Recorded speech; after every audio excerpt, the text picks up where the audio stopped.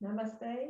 Welcome to this short energizing practice. For our first week of the summer term, we're focusing on developing a home practice.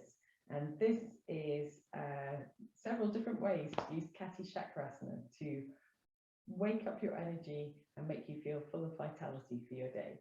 So you have all done, if you're regular students of mine, Kati Chakrasana in classes.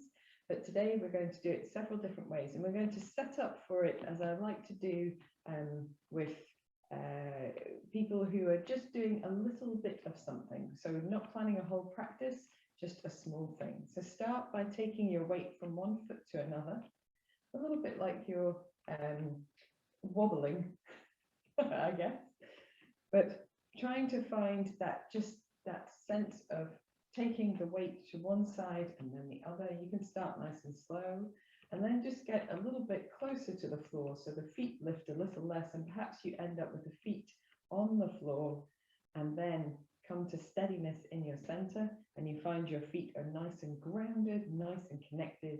You can feel the soles of the feet. And then soften your knees a little bit. You can even bounce into the knees a little bit if you want to feel your weight coming into the center of the foot. When you're ready, you can bring yourself into stillness in the center with the soft knees, grounded feet, a lift through from your pelvic floor and the soles of your feet all the way to the crown of your head. Just a gentle lift, and then begin to twist from side to side. As you twist, allow your movement to be small enough that you don't feel any resistance or discomfort or clicking or crunching in the body, maybe a touch of clicking just to begin. Because we're easing into it. We don't want to start by demanding more of the body than the body is ready to give. Allow also your shoulders to be heavy, the arms loose, the elbows, fingers soft. If it feels good, you can allow the arms to wrap the body and tap the body. And it might be that just your fingertips tap, or maybe the whole of your hand or your forearm. It doesn't matter. Just allow your body to move in the natural way that you have available. If you've got a very sensitive low back, then this variation with the feet still may irritate it. So whenever you're ready, you can pivot on your toes. But if you feel that you need both feet centered for balance, you don't have to do this variation. By pivoting on the toes, we move the movement of the twist down from the toes and the ankles instead of just from the base of the torso. And then if you want to add another element, you can add a soft bend in the knees in the center. Still keeping that gentle lift in the belly muscles, perhaps the pelvic floor. And if you wish to, you can tap the opposite shoulder in front of you and the opposite side of your rib cage or hip behind you. And that just gives the arms more of a destination. But equally, you could tap your hands wherever it feels useful.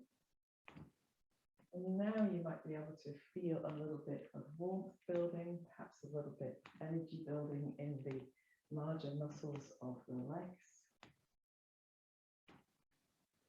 And hopefully you feel like you're beginning to release some of your effort or tension or stiffness from the back and the chest. Whenever you're ready, you can lose your bounce, simply pivot, and then allow the feet to find steadiness on the floor and sway back to center, gradually releasing your momentum a little at a time. When you come back to the center, just spend a moment in stillness, feeling the effects of your practice. So this is a twisting version of Kati Chakrasana, or the ragdoll. But we can do a sideways version as well. So for this one, we're just going to reach the arms from side to side. A nice gentle swing of the arms from side to side. And again, you can move across your feet if you'd like to, using that centered lift in the belly muscles, just a gentle lift.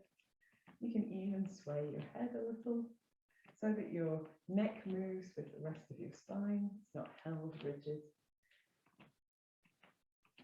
And this is a really nice one to do to open up the sides of the body.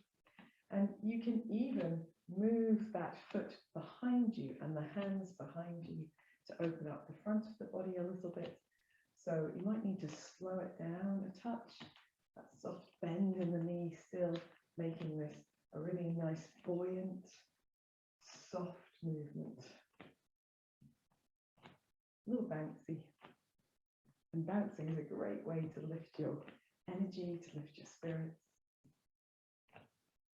And again, when you're ready, you can just slow the movement down ever so slightly, gradually coming back to standing steady and letting the arms find their center at your sides again.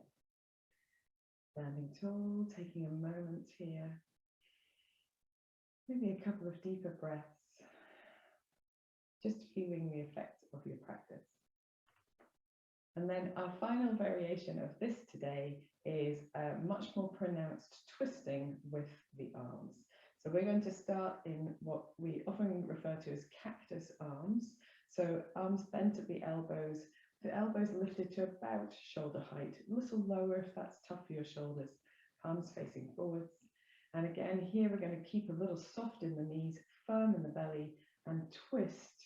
But this time we're trying to not super resist, but resist a little the movement with the hips.